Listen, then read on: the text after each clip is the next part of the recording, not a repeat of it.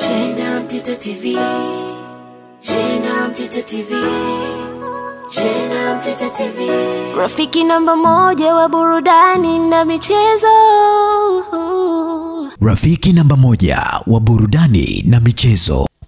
Na kusalimu kwa jina la Jamhuri ya Muungano wa Tanzania, kazi iendelee. Unaitazama JNDR Mtita TV, rafiki namba moja burudani pamoja na michezo. Karibu sana na nikupongeze wewe ambaye tayari umekwisha chagua kuwa ni sehemu yako bora ya kupata habari za michezo na burudani. Kubwa zaidi, usisahau kusubscribe channel hii ili uwe wa kwanza kupata taarifa zetu. Naam, mimi naitwa Chris Beda na nyuma ya kamera ni director ambaye AP Classic Wear, niko naye kila wakati kuhakikisha kwamba kila kitu kinakuwa sawa. Kushoto kwangu nitakuwa na mchambuzi siku hii ya leo ambaye ni Ramadhani Mbwaduke, mchambuzi ambaye anahusika na masuala mazima ya soka nchini Tanzania na nje mpaka ya Tanzania. Kubwa zaidi ni kuzungumza matukio mbalimbali ambayo yanajiri katika ungo tofauti za kimichezo na burudani. Huyu si mwingine ni mzee wa data. Data zimekamilika. Ndio. Uko sawa sawa? Mwenyezi Mungu ajalie kheri, mimi mzima. Hofu kwako? Mimi niko salama. Bwana, sawa, tuanzie hapa. Kwa upande wa Elie Mpanzu, Kibi Sawala. Mchezaji ambaye alisubiria kwa hamu kweli na Watanzania kutoka Simba Sports kutokana na usajili wake na namna ambavyo anacheza. Kwa wakati mfupi sana Elie Mpanzu ni kama vile ameingia mioyoni mwa washabiki wa timu ya Simba. Sometimes najiuliza, hii ni bahati kiasi gani ama ni nyota, kwa sababu Mpanzu afunge asifunge bado anazungumzwa. Mpanzu afunge asifunge bado gumzo. Na wala sio swala la nyota sijui bahati. Ni kweli hiyo nayo ina nafasi yake, lakini kubwa zaidi kwenye mpira wa miguu, Chris, ni kile unachokionyesha uwanjani. Elie Mpanzu Kibi Sawala ana deserve, anastahili hizo sifa anazozipata sasa, anastahili kujikita kwa kasi kwenye nyoyo za mashabiki wa Simba na ufuatiliaji wa mpira wa miguu nchini kutokana na kile anachokionyesha uwanjani. Kwa mfano, kwa vyovyote vile uwezi ukaacha kugusia kile alichokionyesha katika mechi ambayo wametoka kushinda 1-0 dhidi ya Stellenbosch. Elie Mpanzu Kibi Sawala, mchezaji wa kimataifa kutoka Jamhuri ya Kidemokrasia ya Kongo, kwenye mfumo wa kocha Fadu Davids katika kucheza, yeye alikuwa na mara zote amekuwa hivyo kama miongoni mwa viungo watatu ushambuliaji kwenye mfumo wa baada ya golikipa kuwa na walinzi 4, viungo wawili ukabaji, viungo 3 ushambuliaji na mshambuliaji kinara 1. Katika mechi dhidi ya Stellenbosch, kama ushahidi wa hiki unachoniuliza, Elie Mpanzu Kibi Sawala alikuwa ni miongoni mwa wachezaji waliong'ara sana. Kwa sababu gani? Alikuwemo katika wale wachezaji watatu. Tunakumbuka vizuri. Upande mmoja alikuwa Kibu Dennis Prosper kutokea kulia, yeye akitokea upande wa kushoto. Katikati Jasha Aua mshambuliaji kinara akianza Steven Dese Mukwala. Lakini wa nyuma tunakumbuka Kamara, Kapombe, Shabalala kushoto, katikati Shamu Karabu, alikuwepo Abdurazak Kiamza, Fabrice Luamba Ngoma na Yusuf Kagoma. Sasa Elie Mpanzu Kibi Sawala, Simba imeshinda 1-0. Yeye alichangia kwa kiasi kikubwa kuwa sehemu ya mchango wa ushindi huu ambao unawafanya watangulize mguu mmoja finali ya kombe la shirikisho, kwa sababu wakiwa ugenini Afrika Kusini dhidi ya Stellenbosch watahitaji tusare yoyote wanatinga finali. Watahitaji ushindi wote wanatinga finali. Watahitaji kipigo chochote kisichohusisha tofauti ya mabao zaidi ya 1 wanatinga finali. Wakifungwa 2-1 maana yake wanatinga finali, wakifungwa 3-2 wanatinga finali. Wakifungwa 1-0 mikwaju ya penalty ambayo penalty hazina mwenyewe. Sasa Elie Mpanzu Kibi Sawala kwenye dakika 90 alihusika sana kwenye mchezo, kwa sababu akitokea upande wa pembeni kushoto bado aligusa mpira mara 60. Akatoa pasi 33. Kugusa mpira mara 60 maana yake game involvement, umehusika kwa kiasi kikubwa. Kumbuka mchezo ni dakika 90. Amegusa mpira mara 60. Pasi 33, zikafika pasi 29, ufanisi wa pasi 88%. Timu nzima ya Simba ufanisi wa pasi ilikuwa 81.5, kwa sababu Simba nzima kwenye mechi hii walitoa pasi 412, zilizofika zilikuwa pasi 336, ufanisi 81.5. Mpanzu katoa pasi 33, zimefika 29, ufanisi 88%. Hapa nimerudia lakini nilikuwa naonyesha msisitizo. Lakini Mpanzu kwenye dakika hizo akiwa kama kiungo ushambuliaji alitekeleza vyema majukumu ya kushambulia ambayo ni pamoja na nani?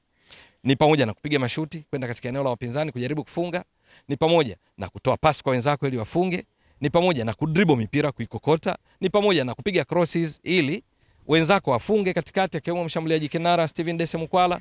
Sasa majukumu yale yafanya vipi? Kwanza mashuti, mechi nzima alipiga mashuti 3. Moja lilikuwa blocked, mawili alilenga shabaha. Kwa hiyo mashuti mawili ya kulenga shabaha kati ya mashuti matano waliopiga Simba katika mechi hii ya kulenga shabaha mechi nzima, yeye alipiga mawili. Sababu Simba ilipiga mashuti 21, matano ililenga shabaha, mawili ameyapiga yeye Eli Mpanzu Kibisawala. Hiyo haitoshi. Mpanzu alidribble mpira mara 7. Ndiye mchezaji aliyedribble mpira mara nyingi kuliko wachezaji wote uwanjani katika mechi hii. Kwenye mara 7 alizo dribble, kukokota mipira, kujaribu kupiga chenga, alifanikiwa mara 5. Unaweza kuona ni kwa sababu gani. Na staili yake ya kucheza, akichukua mpira anawafuata kwa kasi wapinzani, kiasi ya kwamba anawavuruga ile defensive shape, umbile la kiulinzi la timu pinzani linabomoka kutokana na aina uchezaji wake. Hasubiri afuatwe, akiwa na mpira anamfuata mpinzani. Mmoja kwake sio tatizo, wawili kwake sio tatizo, wakati mwingine wakijichanganya kwa sababu ya kasi yake ya kiumeme. Hata watatu wakati mwingine akipata space anawaacha. Lakini Eli Mpanzu Kibisawala, Simba mechi nzima walipiga cross 18. Yeye alipiga cross 7 katika 18. Katika 18 zilizopigwa na Simba nzima, crosses zilizofika kwa usahihi zilikuwa cross 6. Yeye katika crosses zilizopiga 7 zilizofika cross 3, ambayo ni 50% ya cross zote zilizopigwa na Simba mechi nzima kazipiga Eli Mpanzu Kibisawala. Kwa nini asiwe gumzo? Sio hilo tu. Eli Mpanzu Kibisawala katika kupigania mipira sasa, kwa sababu timu wakati mwingine inapoteza mpira, sio nyakati zote timu ina mpira.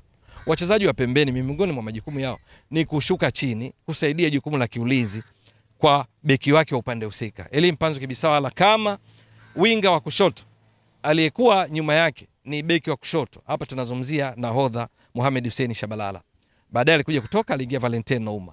Mpanzu mara zote hizo, ingawa wachezaji wake muda mwingi alikuwa anaingia ndani, anakuwa kama namba 10 mwingine mbali na Jasha huwa akikat in, lakini bado kwenye kushuka alikuwa anashuka kusaidia jukumu la kuzuia. Matokeo yake ni nini? Kwenye kushuka na kupambania mipira, alipigania mipira ya juu 4 Eli Mpanzu Kibisawala, ingawa urefu wake questionable. Ana urefu around 55 na inchi 6, 55 na inchi 7. Sio mrefu kihivyo, lakini uwezi amini. Mipira 4 aliyoipigania juu, kafanikiwa 2, kwa sababu mipira ya juu nao ni timing wakati mwingine. Mrefu anapata advantage, lakini timing ni jambo muhimu. Eli Mpanzu kawini mipira 2 kati ya 4 ya juu. Kumbuka ninachokueleza. Yes, nakumbuka. Lakini mipira ya chini, tunasema ground jewels, Mpanzu kapigania mipira 9. Yeye ni kiungo ushambuliaji, lakini amepigania mipira 9. Katika 9 aliyoipigania, kafanikiwa mipira 6 kati ya 9, ambayo ni ufanisi wa 67%. Simba nzima mipira ya chini kwenye mechi ile ground jewels walipigania mipira 60. Kama timu mipira 60 waliopigania, ufanisi ulikuwa ni mipira 34, ambao ni 57%. Mpanzu ufanisi wake 67%, 10% zaidi ya wastani wa timu nzima katika kupigania mipira ya chini. Haya kwa pamoja unaona ni kwa nini alikuwa gumzo katika mechi dhidi ya Stellenbosch, akascore kwa alama 8.2, akawa yeye ni miongoni mwa wale waliong'ara sana. Hapa katika kombe la shirikisho Simba mpaka sasa tunasema imetanguliza mguu mmoja finali kwa ushindi ule wa 1-0, ambao kwa namna walivyocheza pengine walistahili kupata ushindi mnono zaidi, lakini si haba. Hii ni nusu finali, sio kwenye makundi kwamba kuna goal difference na nini. Walau ushinde ni jambo la muhimu sana. Sasa Eli Mpanzu Kibisawala mpaka sasa Simba imecheza mechi 9, kwa maana 6 za hatua makundi, 2 za robo finali na hii moja ya nusu finali. Kwenye mechi 9 yeye, kumbuka, amesajiliwa wakati wa usajili wa dirisha dogo. Baadhi ya mechi Simba ilikuwa ishacheza zile za awali, ikiwemo mechi waliocheza ile ambayo imewafanya ingie katika hatua ya makundi, mechi dhidi ya Al Ahli Tripoli. Yeye mechi 9 amecheza mechi 6, kacheza dakika 490.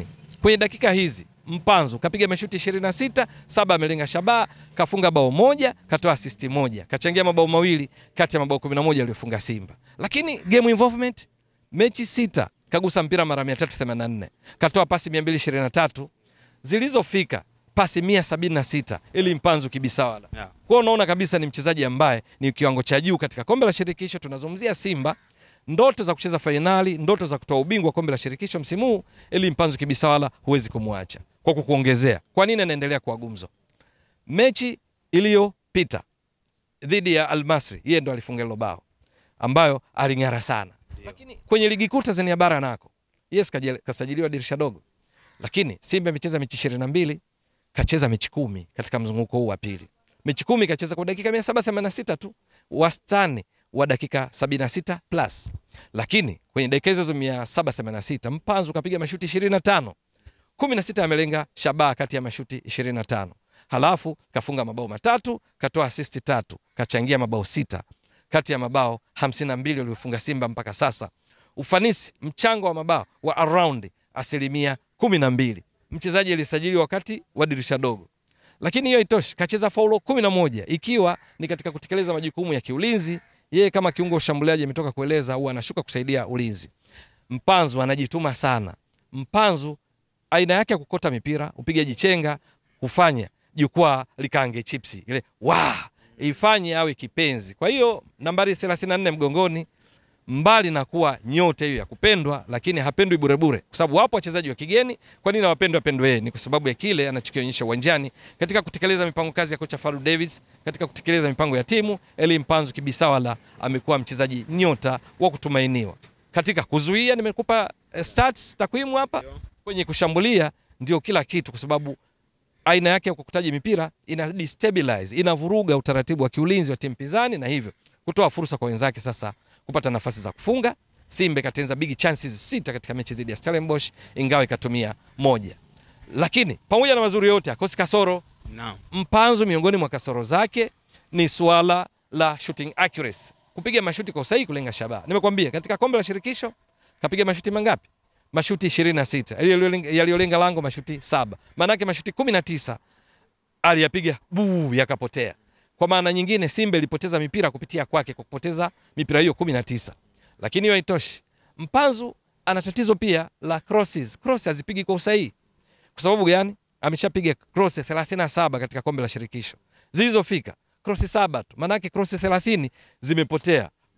Ambazo zingeweza kuinufaisha Simba, kwa sababu hapo maana yake timu inakuwa tunasema pale possession lost. Timu imepoteza umiliki wa mpira kupitia kwake katika kombe la shirikisho mara 30 wakati akifanya jitihada za kupiga cross. Mechi dhidi ya Al Masry alipiga cross 9 iliyofika 1.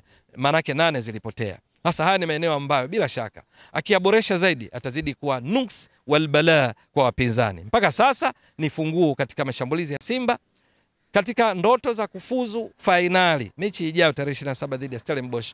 Kwa vyovyote vile mashabiki wa Simba, wa Tanzania wenye uzalendo wako nyuma ya Simba, lazima katika sala, maombi, dua basi wasiache kumweka mbele Elie Mpanzu Kibisawala nambari 34 mgongoni, kama ilivyo wachezaji wengine wote benchi la ufundi chini ya Fadlu Davids, kwamba wawe fiti siku hiyo kimwili na kiakili, ili mwisho siku watekeleze mpango kazi ambao ulete furaha kwa wana Simba, ulete furaha kwa Tanzania, ulete furaha kwa Amiri Jeshi Mkuu Rais wa Jamhuri ya Muungano wa Tanzania Dr. Samia Suluhu Hassan, ambaye amekuwa kiunga mkono shughuli za michezo kwa vijana wake, hususan mpira wa miguu, ambapo kuna bao la mama linaambatana na mamilioni ya fedha pindi wanaposhinda.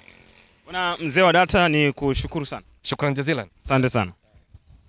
Inawezekana ukajiuliza, hapa ni wapi? Hapa ni Kisasa Dodoma, na hii ni Brand Hotel.